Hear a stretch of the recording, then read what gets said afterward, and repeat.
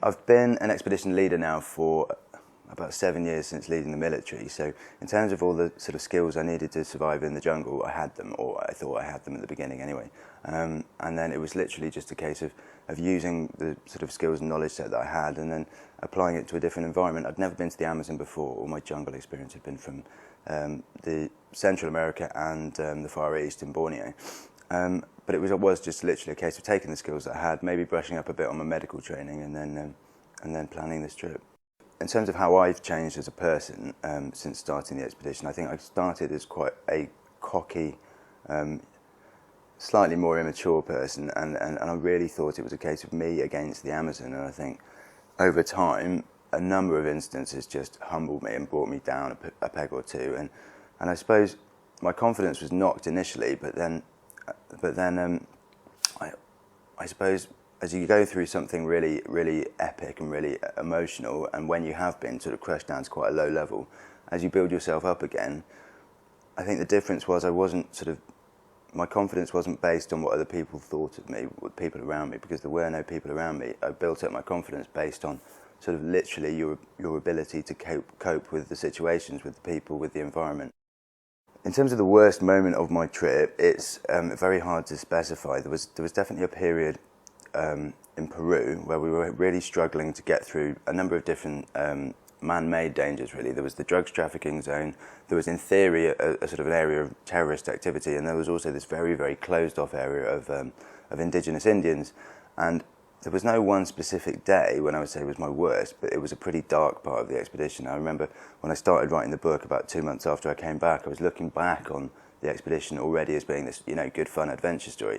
And then I started reading the journals that I'd written in my hammock every night, and they were miserable, utterly miserable. And some of them are written literally with tears streaming down my face. And it's, I think that period of the book and the expedition is pretty dark, but I've deliberately included it because I think it's quite a good insight into sort of the struggle that I went through when I was feeling quite isolated. And I think that isolation and at the time the inability to converse properly, my Spanish was appalling at the time, meant that I did sort of spiral into what I reckon from reading the journals back was pretty much depression, really.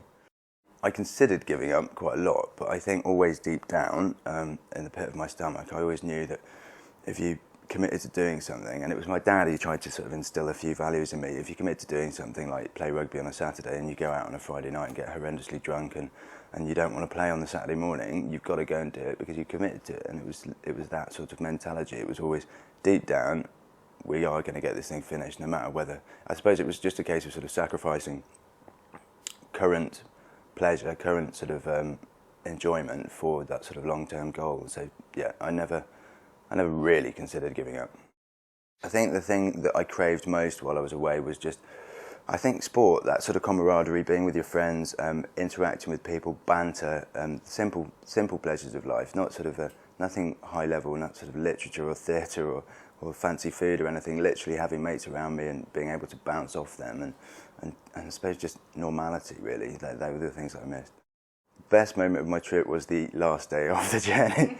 Literally running down the beach into the Atlantic Ocean. Literally, I mean, Joe and I initially we could sort of hear the waves crashing of the Atlantic, and then we could smell the salt in the air. When you're by the seaside, you can smell the salt. And then we just rounded this corner, saw the waves in front of us, and immediately just shrugged off our rucksacks and legged it down the beach. It was an amazing day. Joe was my expedition partner that I walked with for the last 2 years of the expedition.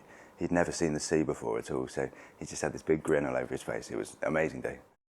I kept a blog for the whole expedition, and I was literally twittering, blogging, uploading photos, uploading videos, and that was deliberate in order to sort of build up this online following. And I thought, if you're going to do an expedition like this, we're suddenly in the lucky position to have technology to be able to literally find a fallen tree in the jungle, point the satellite unit up through this hole in the jungle canopy and communicate with the outside world. And I thought, that's an amazing opportunity, considering no one's ever done this expedition full stop, and to be able to broadcast that live. I was walking all the time. I suppose there was 45 kilograms in my rucksack. About 20 of that was made up of stuff that I needed to survive in the jungle, and about 25 kilograms of that was made up of HD video cameras, satellite internet links, MacBook, spare batteries, cables, chargers, spare tapes, cleaning kit, all of this different stuff in order to broadcast the whole expedition. And so we had this little unit called a BGAN, and all that is broadband global access network. It fixes up to a geostationary satellite, which sort of never moves, stays in the same position as the Earth rotates. And so we always knew if we could find a fallen tree that we could communicate with the outside world. And I literally knew that Michael Jackson was dead within 2 minutes of him dying in the middle of the Amazon. And my sister emailed me actually to ask me if I was okay, but I was fine.